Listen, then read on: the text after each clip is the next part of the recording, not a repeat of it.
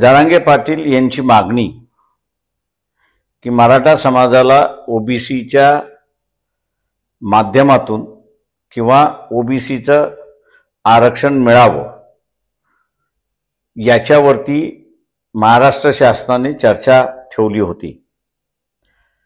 या चर्चेच्या दरम्यान पक्षाच्या वतीने जी भूमिका आहे तीच भूमिका मांडण्यात आली की ओबीसीचं आरक्षण वेगळं असलं पाहिजे आणि मराठा समाजाचं आरक्षण वेगळं असलं पाहिजे।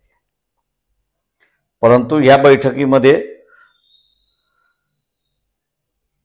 एनसीपी शरद पवार, काँग्रेस आणि उद्धव ठाकरे शिवसेना हे उपस्थित नव्हते आणि या कारणास्तव त्या ठिकाणी सुचवण्यात आलं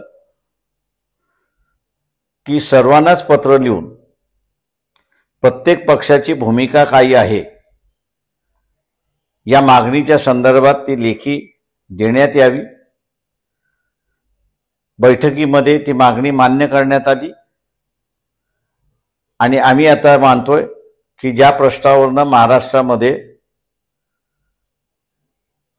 दुबगला असं दिसतंय कदाचित ते एकत्र येण्याची प्रक्रिया सुरुवात होईल। अपेक्षा धरूया की सर्वच जण आपापली भूमिका या प्रश्नावरती स्पष्टपणे मांडतील।